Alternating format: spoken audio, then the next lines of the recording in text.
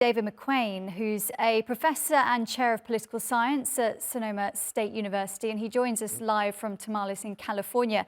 Thank you so much for coming on with us today.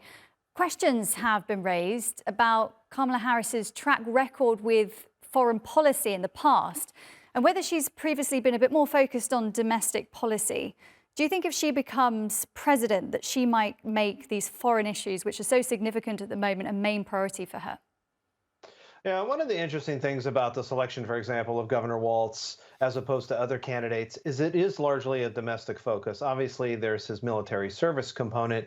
But when you look at what Kamala Harris's role has been, whether we're talking about the border or domestic politics, it's been a role that has increased with foreign policy, particularly around the Munich Security Conference, where the Biden administration has put her in a leading role the last two years of the Munich Security Conference. But if you then pivot to some other issues, if the world is on fire, the world is on fire, that's the argument of the Trump campaign and Republicans. They haven't blunted that criticism too well with the selection of Walz. However, look at this election and what's going on. Pocketbook issues are important. Inflation issues are important. Puts a lot of emphasis and focus on prosecuting the case against Donald Trump and that first, perhaps not only presidential debate that'll be held September 10th, and that vice presidential debate becomes hugely important. So we are setting forth, if you will, a number of issues, looking forward for what's going on with polling and with voters. We don't see a lot of those foreign policy issues ticking up. But the general theme, the world is on fire, is an important issue for voters. It's probably a little bit farther down than pocketbook issues or those related to the economy.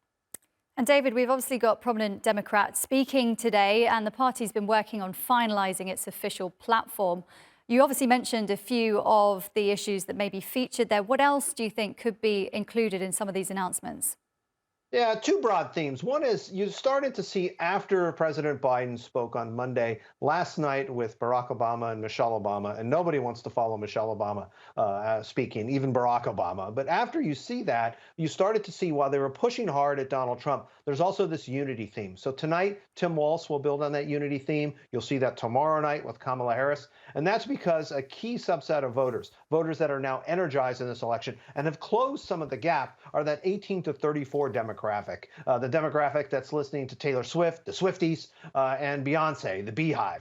If you can get the Swifties in the Beehive, you're able to push forward with those 18 to 34-year-olds who weren't so enamored about voting for Joe Biden or for Donald Trump, and Trump remains in the race. This also provides some difficulty, as John talked about and Tim on the lead-in piece, some difficulty for how Trump can get their message together. Because if that message is flailing with that closing components of polling, that means that dollars also hold back. And if fundraising and polling start to lag, that's where Donald Trump has difficulty staying on message. It'll be interesting to see, because we do expect a very close race by the Labor Day traditional kickoff, the beginning of September. Kamala Harris, given her gender and given her multi-race background, she has to be better than 5 points ahead in many of those swing states. That's something to watch coming out of after Thursday and when things wrap up.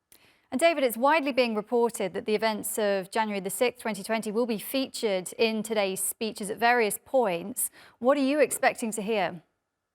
Well, Nancy Pelosi, when she gets up there, January 6th, when former President Bill Clinton gets up there and talks about the threat to democracy, there'll be that component. But Kamala Harris and her team also know that Bidenomics wasn't polling very well with swing voters. The idea of Donald Trump being a threat to democracy wasn't polling very well also with those swing voters. Hence the idea of what captures the attention and captures and goes viral, this idea of being, quote unquote, weird. By talking about that, you shortcut many of these issues. So I think you'll see those themes around weird, not so much Bidenomics, looking back, but also looking forward, because you want to set up tomorrow night Kamala Harris about the unity theme and the prospective notion of looking forward. That also it allows them to kind of continue their momentum, the honeymoon they've had the last couple of weeks. Okay, David McCuain live from California. Thank you so much for joining us. Pleasure to join you. Thank you for having me.